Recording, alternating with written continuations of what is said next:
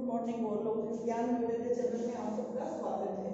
आज हमारा 9th कक्षा का विज्ञान विषय का एक नया चैप्टर शुरू हो रहा है जिसका नाम है उत्तक। इससे पहले हमने कोशिका से संबंधित पाठ लिया था। कोशिका से संबंधित जो चैप्टर था उसके अंदर हमने देखा था कि कोशिका किसी भी जीव की संरचनात्मक और क्रियात्मक इकाई होती है। उस कोशिका के बिना कोई भी जीव है उसको हम सजीव नहीं कह सकते। अब जो कोशिका है उस कोशिका की विभिन्न प्रकार की कोशिकाएं मिलकर के एक समूह को निर्मित करती है और वो समूह क्या करते हैं, एक साथ मिलकर के किसी एक कार्य को पूर्ण करते हैं और उनको हम कहते हैं उत्तक। जैसे हमारा शरीर है, हमारे शरीर के अंगुलियों के अंदर अलग प्रकार की कोशिकाएं होंगी, हथेली में अलग होंगी, इस पूरे हाथ के अंदर जितने भी भाग डिवाइड हैं प्रत्येक भाग के अपनी अलग प्रकार की कोशिकाएं होंगी, कोशिकाओं का समूह होगा और वो मिलकर के एक साथ उस कार्य को संपन्न करते हैं। जो कार्य हमारा हाथ करता है वो पैर करे कोई जरूरी नहीं है। जिस प्रकार की कोशिका की संरचना हमारे हाथ की कोशिकाओं की होगी वैसे पैर की हो कोई जरूरी नहीं है। सबसे पहले हम देखें कि जो कोशिका है उस कोशिका के समूह को यानी विभिन्न प्रकार की कोशिकाएं मिलकर के समूह बनाती है जिसको हम क्या कहते हैं, उत्तक कहते हैं। तो उत्तक की परिभाषा क्या होगी, कोशिकाओं का एक ऐसा समूह है जिसकी उत्पत्ति और कार्य एक समान हो उसको हम क्या कहते हैं, उत्तक कहते हैं। और वो कोशिकाओं का समूह पर्टिकुलर जगह पर जहां पर उपस्थित होता है वो वहीं पर रह करके अपने कार्य को संपन्न करता है, अर्थात वो कोशिकाएं मिलकर के उस एक कार्य को संपन्न करवाती है। उत्तक जो होते हैं जैसे कोशिकाओं का समूह उत्तक कहलाएगा, ऊतकों का समूह है वो क्या कहलाएगा, अंग कहलाएगा। जैसे पूरा अपने हाथ से संबंधित है तो हाथ एक अंग हो गया, हमारे शरीर का एक अंग हो गया। तो इसके जितने भी कोशिकाओं का समूह अलग अलग उत्तक है वो उत्तकों का समूह मिलकर के क्या कर रहा है, उस एक अंग को निर्मित कर रहा है। और अंग के समूह को अगर हम देखें तो क्या कहते हैं, अंग तंत्र। जैसे श्वसन तंत्र है या हृदय परिसंचरण तंत्र है, ये पाचन तंत्र है, उत्सर्जन तंत्र है, जनन तंत्र है। ये क्या होते हैं, विभिन्न प्रकार के अंगों से मिलकर के होते हैं और विभिन्न अंग मिलकर के उस एक कार्य को संपन्न करते हैं, इसलिए वो एक तंत्र का भाग बन जाता है। और ये विभिन्न प्रकार के जो तंत्र है ये मिलकर के क्या करते हैं, किसी शरीर को निर्मित करते हैं, यानी किसी जीव का परिवर्तन होता है, किसी जीव के शरीर को इंगित करते हैं। शुरुआत कहां से हुई, कोशिका से हुई जो कि शरीर के संरचनात्मक और क्रियात्मक इकाई है। यदि हम जंतु की बात करें तो कोशिकाएं एक कोशिकीय प्राणी भी होते हैं और बहुकोशिकीय प्राणी भी होते हैं। एक कोशिकीय का मतलब क्या होता है, जिनका शरीर सिर्फ एक ही कोशिका से बना हुआ होगा। पिछले लेसन में हमने देखा था पैरामीशियम यूग्लिना है, वो एक कोशिकीय प्राणी है, प्रोटोजोअन्स है। बहुकोशिकीय प्राणियों का मतलब क्या है, जिनमें इस प्रकार से कोशिकाओं का समूह होगा, उत्तक होगा या अंग या अंगतंत्र प्रकार से या फिर पूरे जीव का जो परिवर्तन है वो विभिन्न प्रकार के अंगतंत्र मिलकर के उस शरीर को निर्मित करते हैं। ठीक है, तो आज हम इस उत्तक के बारे में अध्ययन करने वाले हैं। इस उत्तक में क्या है, पादप और जंतु दोनों के अंदर ये जो ऊतकों का समूह कोशिकाओं का समूह होता है वो अलग अलग प्रकार से होता है और दोनों के अंदर ये जो कार्य होता है वो अलग अलग होता है। जैसे हम पादप उत्तक की बात करें तो पादप जो है वो उसकी गति की बात करते हैं, हम उसकी वृद्धि की बात करते हैं। तो गति के आधार पर तो क्या है, वो स्थिर है, गति नहीं कर सकता, एक जगह से दूसरी जगह पर गति नहीं करता। जबकि जंतु क्या करते हैं, गति करते हैं, एक जगह से दूसरी जगह पर जाते हैं। जैसे चौक को पकड़ा है तो पकड़ने के लिए क्या कर रही है, अंगुलियां गति कर रही है। जैसे मैं बोल रही हूँ तो इसमें जो मोमेंट हो रहा है, जबड़े के अंदर हो रहा है या जीभ के द्वारा जो क्रिया हो रही है तो वो क्रिया किस आधार पर हो रही है, ऊतकों के संचालन से संबंधित। ठीक है, तो ये गति के उदाहरण हो गए। जबकि पादपों के अंदर आप लोगों ने देखा है कि एक जगह से दूसरी जगह पर चलकर जाते हैं, नहीं होता, क्यों, क्योंकि वो स्थिर रहने वाले होते हैं। पादप एक जगह पर ही स्थिर रहते हैं। पादप के जो उत्तक होते हैं वो जीवन भर विभाजित होती हैं और उनको विभाज्योतक कहा जाता है। अभी हम देखें इसके बारे में।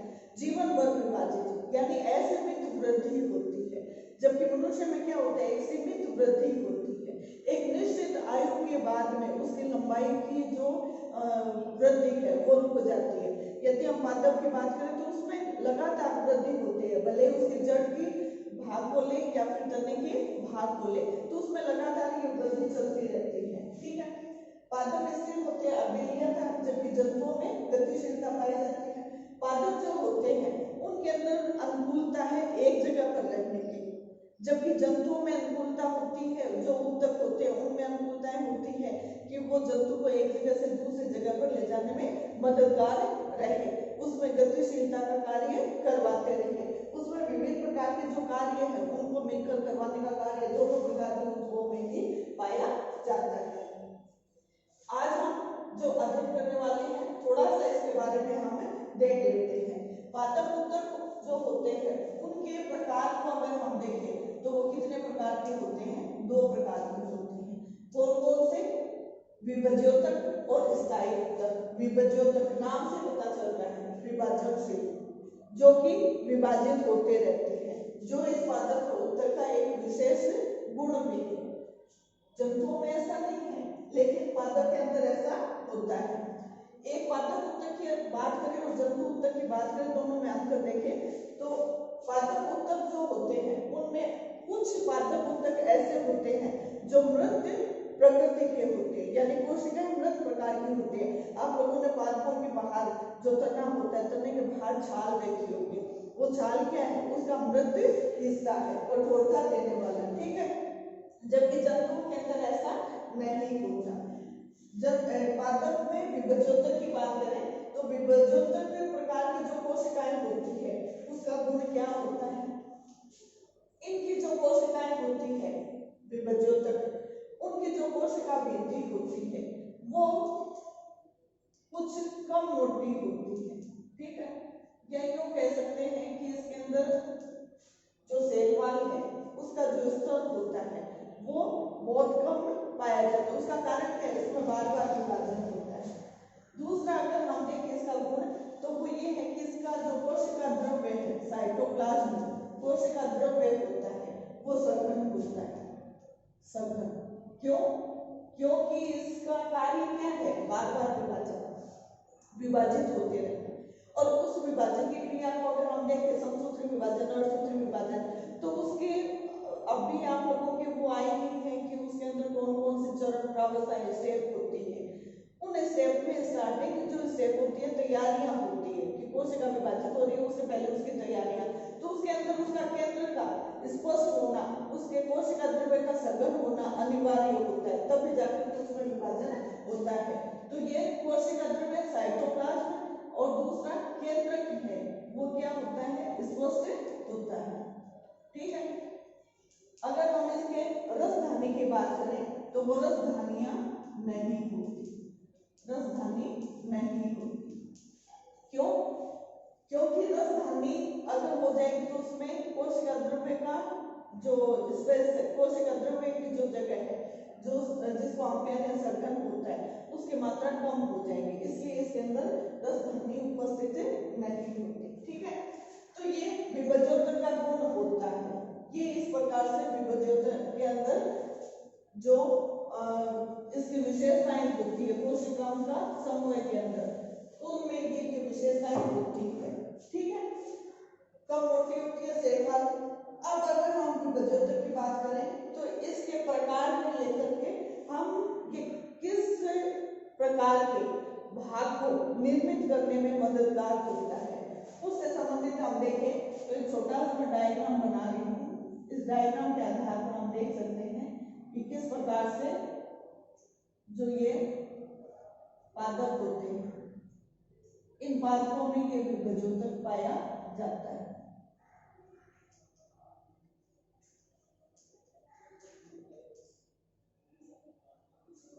इस प्रकार से पादप में वृद्धिशील भाग होते हैं। पादप के अंदर इस प्रकार से कैम्बियम वाला भाग होता है, परवसंती वाला भाग होता है, इसको हम कहते हैं शीर्षस्थ भाग, शीर्षस्थ। अब ये शीर्षस्थ भाग कहाँ होता है? शीर्षस्थ भाग की बात करें तो आप लोगों ने पादप को देखा होगा, पादप का तना होता है, उसका पीक पॉइंट होता है, अंत जो भाग होता है शीर्षस्थ बोलते हैं। पत्तियां जहां से निकल रही है, जिस टहनी से निकल रही है, उस टहनी का अंतिम सिरा होता है, वो क्या होता है? शीर्षस्थ होता है। अगर हम जड़ की बात करें तो जड़ नीचे भूमिगत भाग है, तो नीचे भूमि में जो उसका अंतस्थ भाग होगा वो क्या कहलाएगा? उसका शीर्षस्थ भाग। किसका? जड़ का। ठीक है, ये नहीं है कि बाहर हमें दिख रहा है वो शीर्षस्थ है, बिल्कुल नहीं। जड़ का भी हो सकता है, तने का भी हो सकता है, किसी शाखा का भी हो सकता है। ठीक है, दूसरा जो होता है वो पर्व संधि है, इसको पर्व संधि बोलते हैं। पर्व संधि से क्या अभिप्राय है? जैसे ये मेरी अंगुली है, इसमें ये 3 पर्व है, इन पर्वों को जोड़ने के लिए ये भाग है, जिसको हम क्या कहते हैं? पर्व संधि। अदरक को देखा होगा, अरबी को देखा होगा, उनके बीच बीच में एक गांठ सी उपस्थित होती है, फूला हुआ उभरा हुआ सा भाग होता है, उसको हम क्या कहते हैं? पर्व संधि कहते हैं। तो ये भाग कौन सा है? ये पार्श्वीय भाग को इंडिकेट करता है, पार्श्वीय भाग को, सॉरी अंतर्विष्ट, अंतर्विष्ट,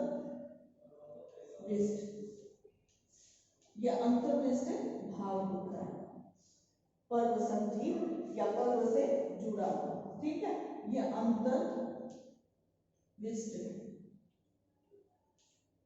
तीसरा भाग इस प्रकार से जो तना होता है उसके आंतरिक भाग की बात करें, जैसे जैसे कोशिकाएं संख्या में वृद्धि करती है, डिवाइडेशन उनमें चलता रहता है, वैसे वैसे क्या होता है? जो पार्श्वीय भाग है उसमें वृद्धि चलती रहती है, इसको हम क्या कहते हैं? पार्श्वीय भाग। ठीक है, कैम्बियम वाला भाग। ये जो कैम्बियम वाला भाग होता है, यानी इनको हम क्या कहेंगे? शीर्ष भाग को बनाने वाला शीर्षस्थ उत्तक। ठीक है, अंतर्विष्ट उत्तक, और ये क्या होता है? पार्श्वीय उत्तक। जब हम विभज्योतक की बात करें और इनके अंदर ये गुण लेंगे और ये इसके प्रकार लेंगे, प्रकार का मतलब यहाँ पर क्या है? जिस भाग में जो कोशिकाओं का समूह है आकर के अपने एक विशेष कार्य को बताएगा, एक विशेष संरचना को बनाएगा, उस आधार पर इसके प्रकार है विभज्योतक के। ये जब इस भाग में कार्य हो रहा है, किसी भी पादप के किसी भी भाग में विभज्योतक अपने विशेष कार्य को संपन्न कर रहा है, इस आधार पर इसको क्या कहा जाता है? विभेदीकरण। विभेदीकरण यानी विभज्योतक जो होता है वो क्या करता है? विभेद कर देता है, अलग अलग कोशिकाओं का समूह बना करके ऊतकों के रूप में उनको अलग अलग प्रकार से व्यक्त करवा देता है। ठीक है, इस प्रकार से इसके अंदर विभिन्न प्रकार की ऊतक उपस्थित रहकर के विभेदीकरण के कार्य को संपन्न करवाता है। ठीक है, दूसरा इसका प्रकार हम ले तो वो है आपका स्थायी ऊतक। स्थायी ऊतक का मतलब क्या होता है? परमानेंट, यानी फिक्स है, वो रहेगी। और ये किस प्रकार से होता है? जब हम विभज्योतक की बात करते हैं उनमें लगातार विभाजन हो रहा है। स्थायी ऊतक का मतलब हो गया कि ऐसा भाग जो स्थायित्व को ग्रहण कर चुका है, अब उसके अंदर विभाजन होकर के कोई नई प्रकार की कोशिकाएं बने, ऐसा उसमें नहीं है। जैसे कैम्बियम वाले भाग में ले तो ये क्या होता है? पार्श्व भाग को वृद्धि करवाएगा, यानी उसकी मोटाई में वृद्धि करवाएगा, लेकिन बीच वाला भाग क्या रह जाएगा? फिक्स हो जाएगा, परमानेंट हो जाएगा। तो ये स्थायी ऊतक में क्या होते हैं? 2 प्रकार के होते हैं, एक तो होता है सरल और दूसरा होता है जटिल। सरल ऊतक की बात करें, सरल स्थायी ऊतक की बात करें तो उसके अंदर ये अलग अलग प्रकार दिए हुए हैं। पेरेन्काइमा, दूसरा है कोलेन्काइमा, तीसरा है क्लोरेन्काइमा और चौथा एरेन्काइमा और पांचवा है स्टेरेन्काइमा। ठीक है, ये अलग अलग प्रकार है। कोई भोजन संग्रहण का कार्य कर रहा है तो कोई भोजन निर्माण की तैयारी कर रहा है, कोई पादप को लचीलापन दे रहा है, जैसे कोलेन्काइमा है, ये पादप को क्या करता है? लचकता प्रदान करता है। क्लोरेन्काइमा क्लोरोफिल पाया जाता है जो प्रकाश संश्लेषण की क्रिया में महत्वपूर्ण स्थान रखता है, और इसी के द्वारा ये जो प्रकाश संश्लेषण का कार्य है वो होता है। एरेनकाइमा। एरेनकाइमा का मतलब होता है जो जलीय पादप होते हैं, उन जलीय पादपों के अंदर कुछ ऐसे उत्तक पाए जाते हैं जो कि जल के ऊपर उनको तैराने में मदद करते हैं। इनमें हवा भरी रहती है। जैसे पक्षी है, पक्षी की जो हड्डियां होती है उनकी विशेषता क्या होती है, उनमें कुछ ऐसी गुहाएं पाई जाती है जिनके अंदर वो हवा के वेग को सहन करते हुए हल्का होकर के आसानी से आकाश में उड़ सकता है। स्केलेटन कायमा दृढ़ता प्रदान करने वाला, यानी मजबूती प्रदान करता है। पादप जो है उसको मजबूती स्थायित्व प्रदान करने के लिए, यांत्रिक बाधाओं से उसको बचाने के लिए इस प्रकार के उत्तक पाए जाते हैं। ठीक है। जटिल प्रकार के जो स्थायी उत्तक होते हैं वो कौन कौन से होते हैं?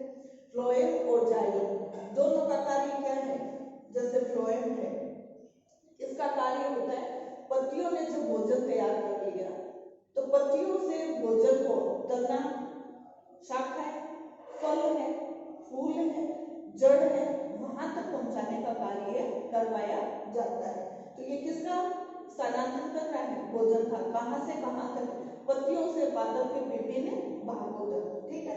जाइलम, जाइलम का कार्य क्या होता है? जाइलम का कार्य होता है जल और खनिज लवणों को। जल और खनिज लवण कहां से मिलेंगे पादप को? जल के अंदर से मिलेंगे, भूमि से मिलेंगे। भूमि से मिलेंगे तो इस कार्य की शुरुआत कहां से हो रही है?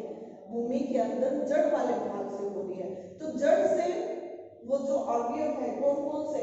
जल और खनिज लवण, खनिज तत्व, उनको अवशोषित करके पादप के विभिन्न भागों तक, ऊंचाई वाले भागों तक पहुंचाने का कार्य किसका होता है? जाइलम का। अवशोषित कौन कर रहा है? जो जड़ है, मूल है, वो उसको अवशोषित कर रही है। ले जाने का कार्य कौन कर रहा है? विभिन्न भागों तक जाइलम।